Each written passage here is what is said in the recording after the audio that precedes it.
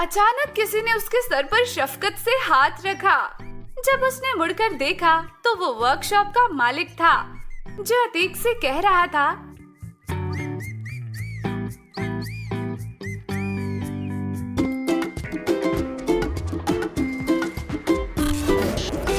Cartoon prime.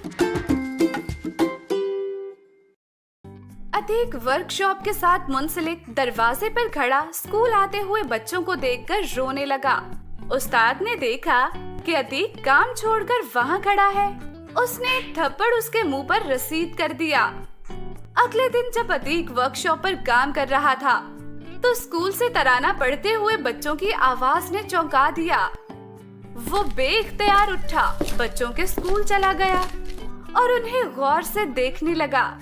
पीछे से workshop का साथी दौड़ता हुआ आया और कहने लगा, उस्ताद बहुत गुस्से में है, तुम्हारी पिटाई करेगा। चलो यहाँ से भाग चलो और वर्कशॉप पहुँच जाओ। अतीक की आंखें भर आईं और वो चिल्लाने लगा,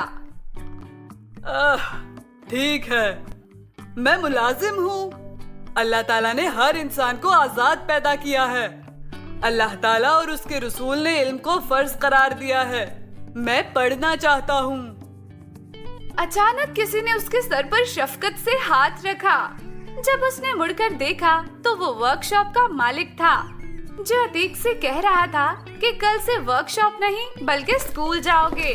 और अतीक मुस्कुराया और अपने उस्ताद के लिए दुआ करने लगा।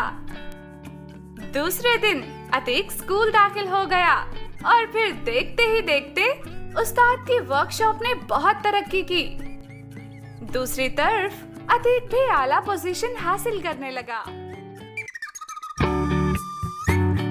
कार्टून प्राइम को सब्सक्राइब और शेयर करना मत भूलिए।